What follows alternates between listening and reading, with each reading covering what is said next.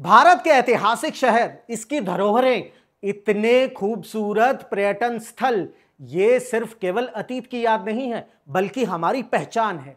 लेकिन जब इन्हीं धरोहरों को सार्वजनिक निवेश से सजाने के बाद निजी हाथों में सौंप दिया जाता है तो सवाल उठते हैं कि क्या यह विकास है या किसी और का मुनाफा। मसूरी की वादियों में स्थित जॉर्ज एवरेस्ट एस्टेट इसका ताजा उदाहरण है। 1832 में बने इस एस्टेट का नाम सर जॉर्ज एवरेस्ट पर पड़ा, वही सर्वेयर जिनके नाम पर माउंट एवरेस्ट का नाम रखा गया। यह करीब 142 एकड़ में फैला हुआ इलाका है जिसे उत्तराखंड सरकार ने पर्यटन स्थल बनाने के लिए संवारा। 2019 से 2022 तक एशियन डेवलपमेंट बैंक से लिए गए 23.5 करोड़ रुपए के कर्ज से इसमें नई सुविधाएं जोड़ी गई, जैसे कि parking, pathway, helipad, wooden huts, cafe, museum और ऑब्जर्वेटरी। लेकिन दिसंबर 2022 में यह एस्टेट 15 साल की लीज पर एक निजी company Rajas aerosports and adventures private limited को दे दिया गया। वार्षिक शुल्क केवल 1 करोड़ रुपए, जीएसटी अलग से होगा जो हर साल 3% बढ़ेगा।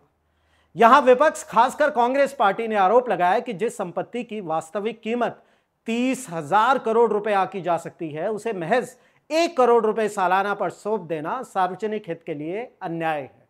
कांग्रेस ने इसे उत्तराखंड का सबसे बड़ा घोटाला करार देते हुए सीबीआई जांच की मांग भी उठाई थी।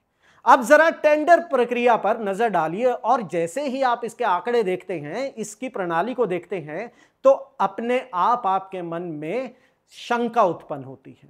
इस पूरी प्रक्रिया में 3 कंपनियों ने बोली लगाई। सबसे पहली राजस एरोस्पोर्ट्स, बोली 1 करोड़ रुपए की लगाई। दूसरी भरवा एग्री साइंस, बोली 65 लाख रुपए की लगाई। और तीसरी प्रकृति ऑर्गेनिक्स, बोली 51 लाख रुपए की।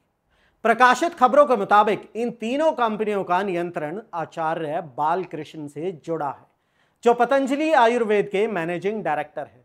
रिकॉर्ड बताते हैं कि प्रकृति ऑर्गेनिक्स में उनकी हिस्सेदारी 99.98%, भरुआ एग्री साइंस में उनकी हिस्सेदारी 99.85% और राजस एरोस्पोर्ट्स में बोली के समय 25%, जो कुछ महीनों में बढ़कर 69% हो गया।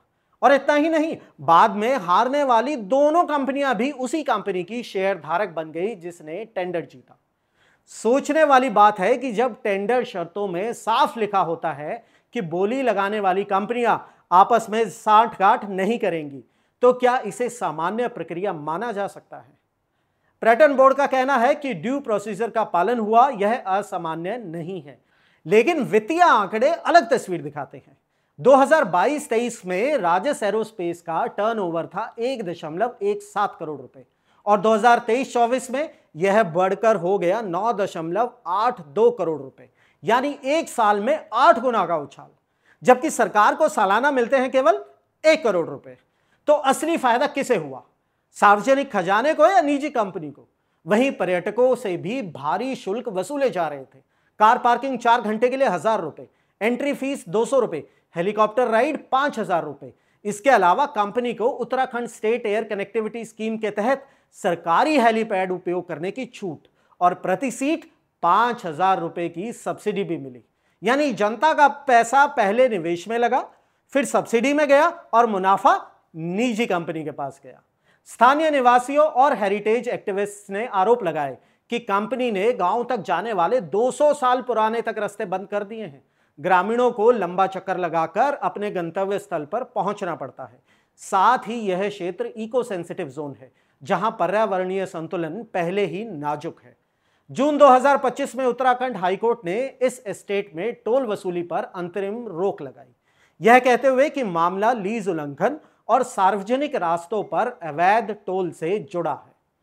फोर्ब्स के मुताबिक आचार्य बालकृष्ण की कुल संपत्ति $3.6 बिलियन आकी गई है। कांग्रेस कह रही है कि यह प्रकरण उत्तराखंड का सबसे बड़ा स्कैम है और सीबीआई प्रोब ही सच्चाई सामने ला सकती है।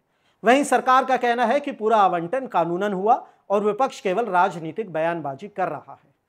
इस जानकारी और इन तथ्यों से आप क्या निष्कर्ष निकालते हैं, यह मैं आप पर छोड़ता हूं, पर शायद कुछ सवाल है जिनके जवाब हमें तलाशने होंगे। क्या यह केवल पर्यटन को बढ़ावा देने का मॉडल है या सार्वजनिक संसाधनों को निजी मुनाफे में बदलने का पैटर्न? क्या जनता के करोड़ों के निवेश को महज 1 करोड़ वार्षिक लीज पर सौंपना न्याय संगत है?